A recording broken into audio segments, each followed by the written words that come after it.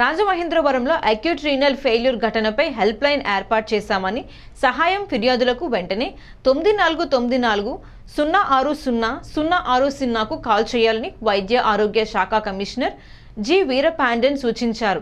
జిల్లా కలెక్టర్ కీర్తి చేకూరి, డీఐజీ అశోక్ కుమార్, జిల్లా SP D Narasimha కిషోర్తో కలిసి క్షేత్రస్థాయిలో పర్యటించారు.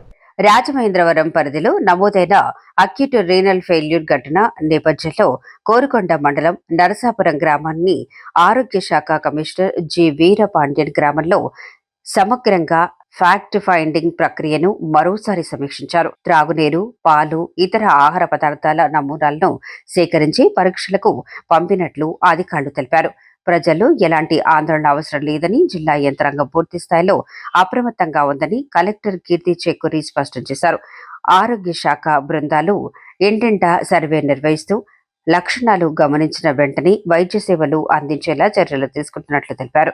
అత్యవసర సహాయం లేదా ఫిర్యాదుల కోసం జిల్లా యంత్రాంగం ప్రత్యేక హెల్ప్ లైన్ నంబర్ 9494060060 నంబర్ను ఏర్పాటు చేసినట్లు తెలియజేశారు. ప్రజలు అపోహలకు లోను కాకుండా అధికారిక సమాచారాన్ని మాత్రమే నమ్మాలని విజ్ఞప్తి చేశారు.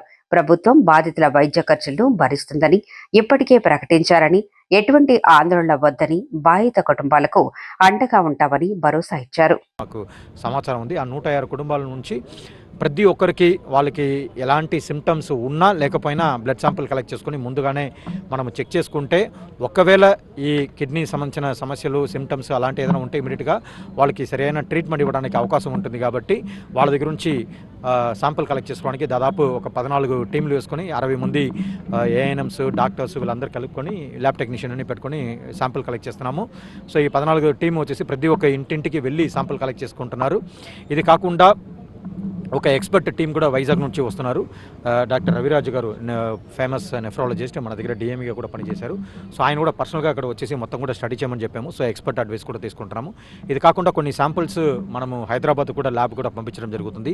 సో దాంట్లో ఏదైనా కెమికల్ కానీ, టాక్సిక్ మెటీరియల్స్ కానీ, హెవీ మెటల్స్ కానీ అలాంటి ఏదైనా ఉన్నాయని చెప్పేసి కూడా చెక్ చేసుకోవడానికి శాంపిల్స్ కూడా పంపిస్తున్నాము. సో ఇవన్నీ కూడా మనకు ఈ కల్చర్ అన్ని చేసుకోవడానికి ఇవన్నీ ఒక 48 అవర్స్ నుంచి 72 అవర్స్, కొన్ని వచ్చేసి 4-5 రోజులు అవుతుంది, కొన్ని 6-7 రోజులు అవుతుంది. ఒకటి మనకు టెస్ట్ రిజల్ట్స్ వస్తూ ఉంటాయి. దాన్ని బట్టి ఇంకా ఫర్దర్గా దాని మీద చర్యలు తీసుకోవడం జరుగుతుంది. దీని గురించి గౌరవ ముఖ్యమంత్రి వర్యులు మార్నింగే కలెక్టర్ గారితో, ఎస్పీతో, ఐజీ గారితో, నాతో, మా సెక్రటరీ, మినిస్టర్ గారితో, హెల్త్ మినిస్టర్ గారితో అందరితో కూడా చర్చించడం జరిగింది, రివ్యూ చేయడం జరిగింది.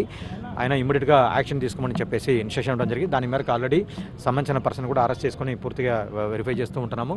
ఎక్కడెక్కడ మనకు ఇది జరిగే అవకాశం ఉంటుందో దాన్ని ఇమ్మీడియట్గా ఐడెంటిఫై చేసుకుని ఎక్కడ కూడా మరీ ఇంకా ఏమి కూడా జరగకుండా చూసుకోవాల్సిన బాధ్యత తీసుకుంటున్నాము.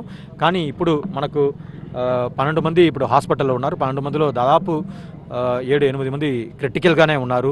రీనల్ అవుట్పుట్ చాలా తక్కువ ఉంది, లేకపోతే రీనల్ అవుట్పుట్ అసలు లేదు. సో అలాంటి క్రిటికల్గా ఉన్న వాళ్ళు కూడా ఉన్నారు. సో వాళ్ళని కూడా మేము చాలా జాగ్రత్తగా మానిటర్ చేస్తూ ఉంటున్నాము. ఖచ్చితంగా దీనికి సంబంధించిన చర్యలు ఏదైతే తీసుకోవాలో ప్రభుత్వం తరపు నుంచి గట్టిగా చర్యలు తీసుకుంటాం. మళ్ళీ ఇలాంటి సంఘటన జరగకుండా ఏ రకంగా చర్యలు తీసుకోవాలో ఆ చర్యలు కూడా తీసుకుంటాం.